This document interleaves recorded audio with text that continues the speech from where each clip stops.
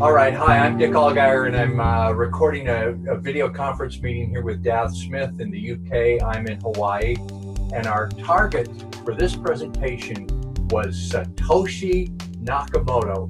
Who was Satoshi Nakamoto? Daz, tell us the story of how we got this target and who supposedly is Satoshi Nakamoto. Hi, Dick. Good to see you again.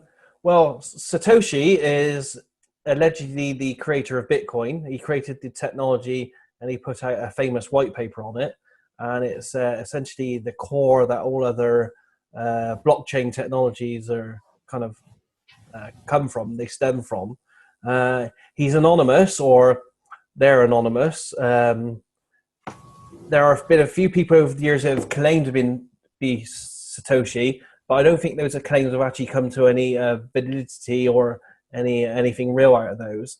And essentially, it's almost like he's his own myth at the moment, especially within people interested in cryptocurrencies like us.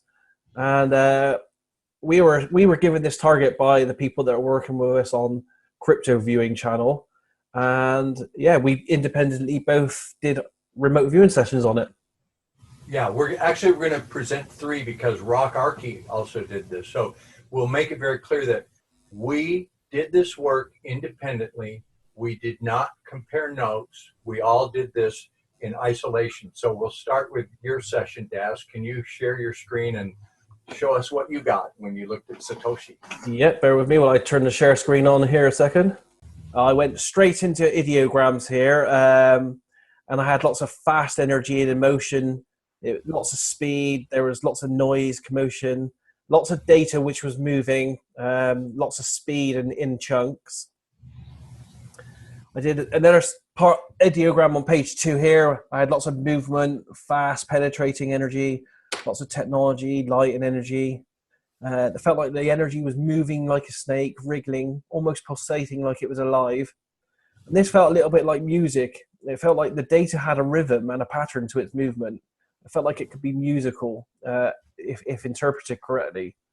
I felt like this was a living, evolving, self-learning, intelligent kind of technology. And I think this is me describing the blockchain technology here behind Satoshi. Again, move on again. I still talk about this rhythm. It feels like this data has a rhythm and a pattern to it which repeats. And it's very energetic and very snake-like or electrical pulses. It feels almost conscious. And I felt like this feels like an evolution as well.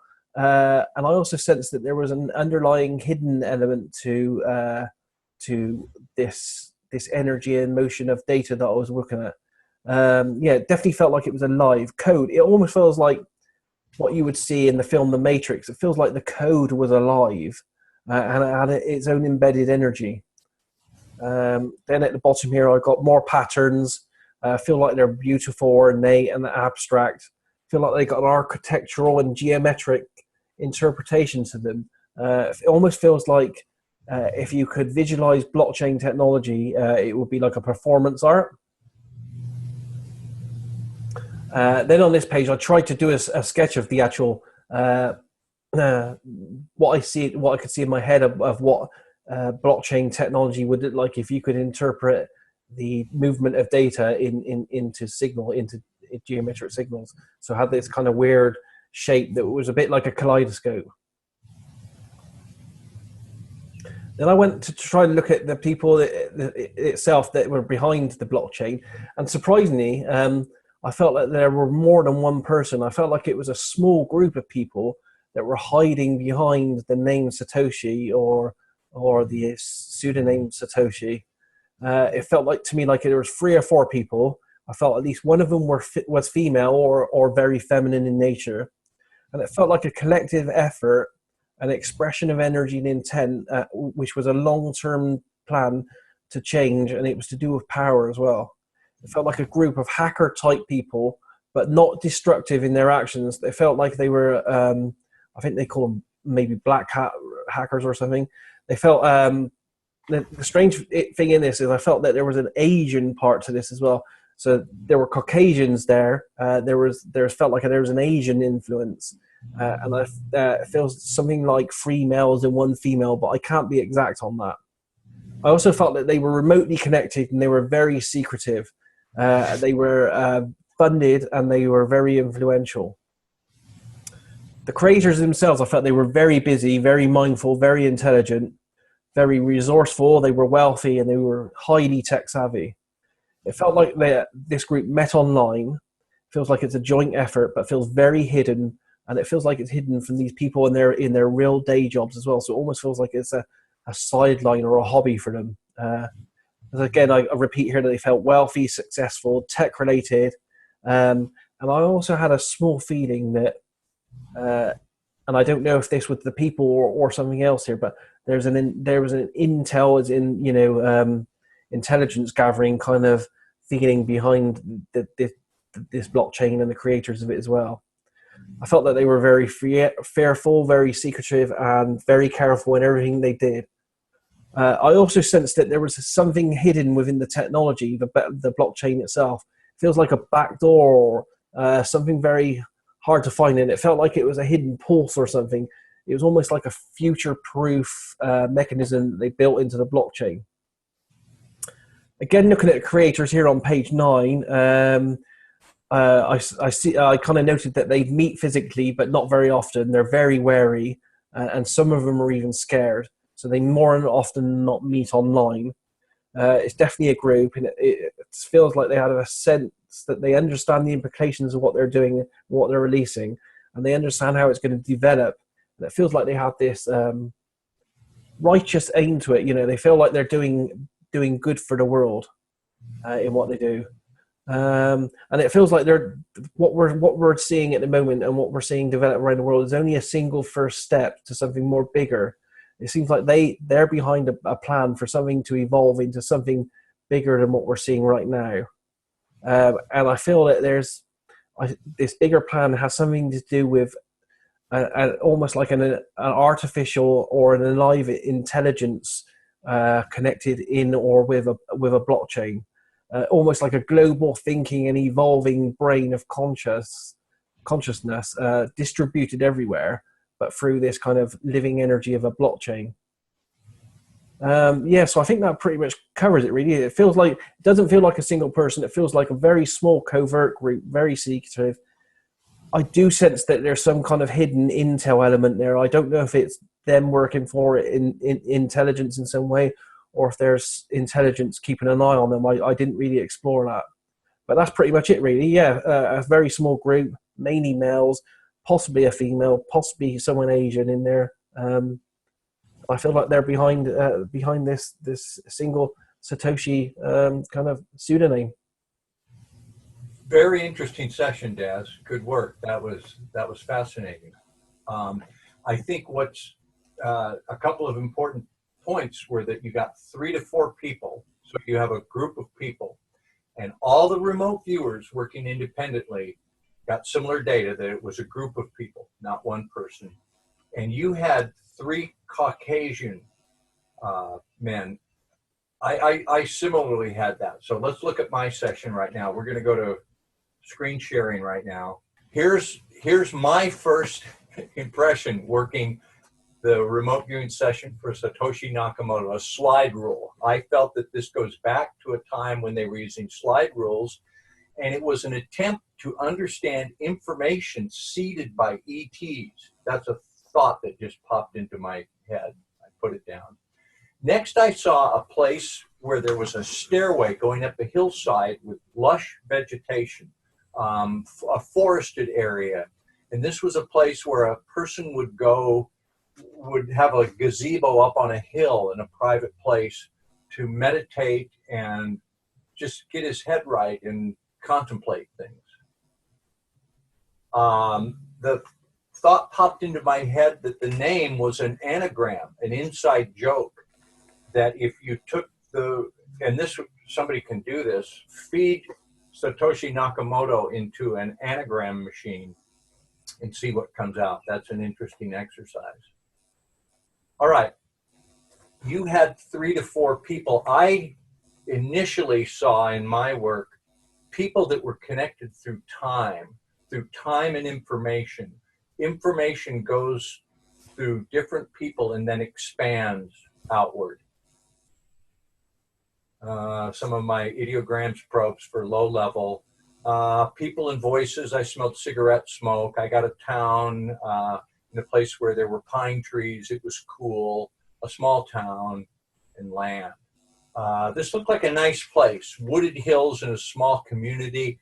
At the time I wrote Palo Alto, but later what starts to come into my mind is maybe somewhere even in Europe. Okay, so that's the location. Men at desks with a chalkboard, and I drew that. So I saw what looked like a classroom, a 60s lecture hall, like in a college setting. Linoleum smells, PhD level work. This man speaks and lectures and imparts complex knowledge that's theoretical in a place where there's cigarette smoke and chalkboard sounds. And then I saw someone working at an old computer. This seemed to be like from the 70s or 80s, the big screens with cathode ray tubes. Very advanced for its time, but seems bulky and old now. Big round floppy drives and mainframes. Cigarette smoke clinging to the air here. A computer the size of a room, and the thought of a DARPA research facility popped into my mind. I saw a building that I felt had a word crypt related to it. And then I started seeing people. This is the first person that I saw and sketched. And this was a guy that looked like a businessman in the 1960s, from the dress of the era of Mad Men, you know, the thin tie and the suit jacket. An executive from the 60s who would put Vitalis in his hair. And then I saw a 70s looking guy. This would be the longish hair of the 70s, not hippie hair, but long bangs and over the ears and down the back to his collar. He had a square jaw, big collars, a 70s kind of colorful shirt, a big belt buckle. He was young looking. The thought of Lawrence Livermore came into my thought. I feel that he likes the I Ching and he smokes pot. He looks younger than he really is. He's very smart. He smells of tobacco, has a gruff, gravelly voice. He's a math whiz and has photographic memory. We're going to come back to this guy because this guy is really interesting in terms of what Rock Archie got. And then I saw a newer person. This seemed generational. I felt the next generation was a guy with short hair like Kevin Costner had in The Bodyguard, a really neat, close-cropped haircut, slight build, wears sweaters with no collar. I felt he was Jewish, maybe a dual citizen of Israel. He didn't have cigarette smoke smell on him, smelled clean like soap. He has poor social skills, but very smart. And I felt his father was someone famous in science. So that is my work. Overlapping with Daz, this shows a group of people, multiple people involved, 3 Caucasian. And now we're joined by Rock Archie, another remote viewer in Pittsburgh who also worked this target. Rock, did you know anything about, you're not that into cryptos, did you know anything about Satoshi or cryptos when you worked this? No, I did not. I had no idea, actually. No, I mean, we've scratched the surface a little, but I don't have any knowledge of any personnel or individuals. You weren't aware of the story of Satoshi Nakamoto. Nope. So wasn't on my be interested in. You were a topic. Okay, I'm going to share the screen here and bring up some of your work.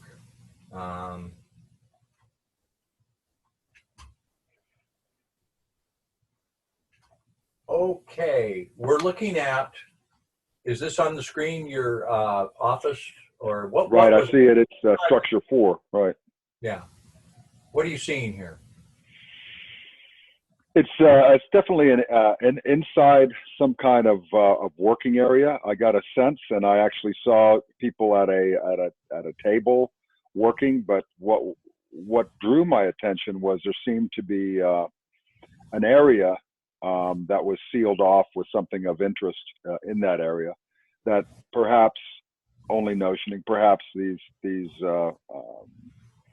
life human were interested in or working on. It seemed to be, to me, you get the general sense of a higher learning or educational research facility of some type. Good. The significant thing was the number of people that you had at the table. You had 4, and all Correct. the viewers had multiple people, not just one person. We all had at least 3, most likely 4. 4 is corroborated, and yeah, at least 4 people. Okay, describe this sketch for me. Energy 1, the expanding. Daz drew something geometric, but he had something that was flowing almost like music, and there's similarity here with this. Yeah, I picked up some.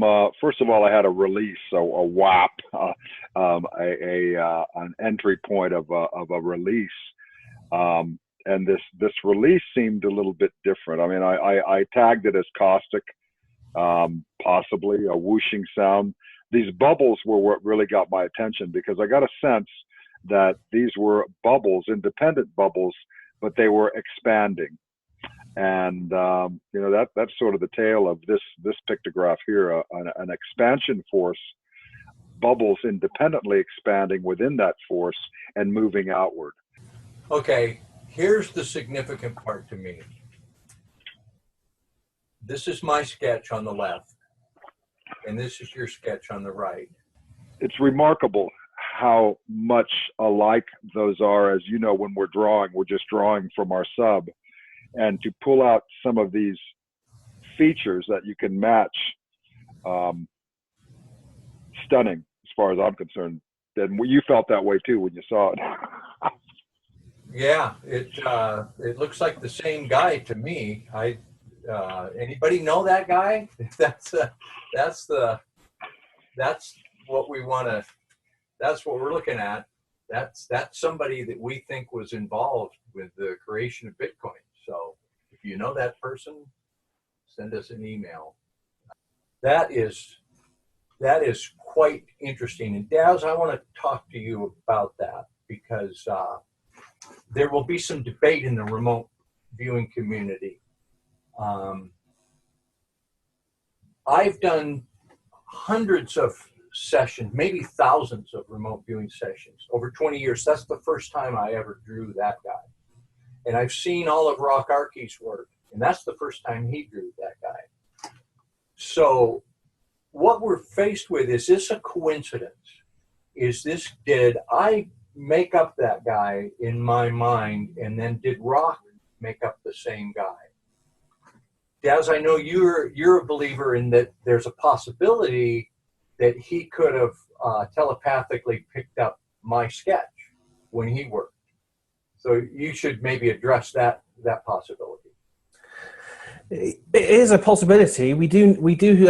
As you know, I've collected other previous experiments where it looks like there has been some kind of strong telepathic connection between either remote viewers or remote viewers and Tasker. But essentially, we weren't a Tasker in this experiment. So I don't know how much overlay would be involved. I mean, we definitely can't discount it. The fact that all 3 of us are working the same target and we're working similar projects might mean that we are starting to form a telepathic link between us.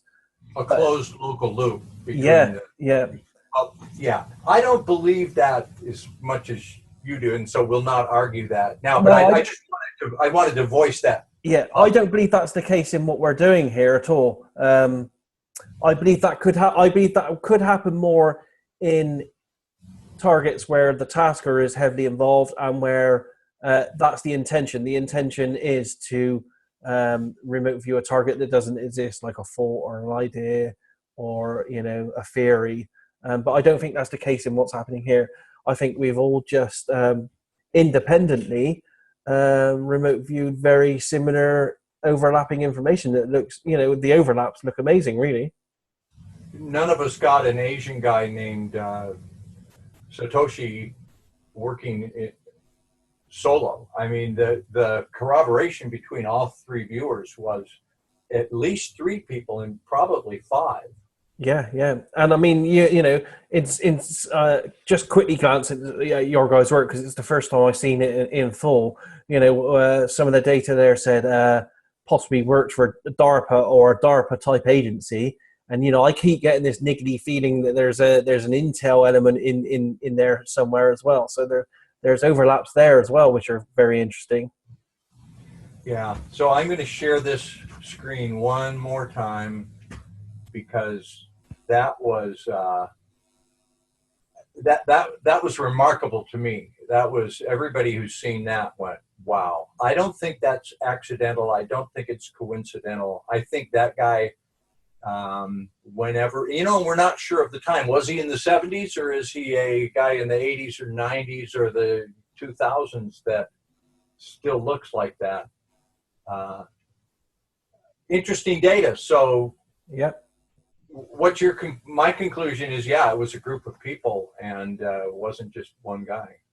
It's well, yeah, from 3 independent remote viewers. I mean, I know we don't have a massive amount of feedback on this, but from 3 independent remote viewers with good accuracy ratings to all independently say it's not a single guy, it's a team, and to come up with, you know, very similar descriptions of how many males, how many of what, you know, what ethnicity type.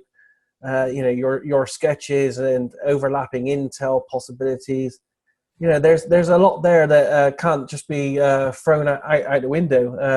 And it might be a fantastic project for us to come back to at a later date and try to get a lot more in-depth information. Yeah, it would be something that now we've gotten feedback we can't do right away. We'd have to be given it blind, and like maybe I generally use a 6-month rule of thumb. So you've moved on, done a lot of targets, it's out of your mind, but we may come back and revisit this one. Yeah, sounds good. I'm happy to do that because it's fascinating, and my description of the technology behind it, the blockchain technology, and where it's going to go and how it's going to develop and expand, that just blew me away. It's almost like it's its own artificial intelligence that's going to globally take over the world. Well, we're certainly having fun, Daz. I can't wait to see when the subscribers are able to watch this and get their feedback and see what they get out of this. So we'll be tuned in for that, and we'll have more on this. Thank everybody for watching. Aloha, Daz. Yeah, nice to see you again, Dick, as well. Okay, bye-bye. Bye.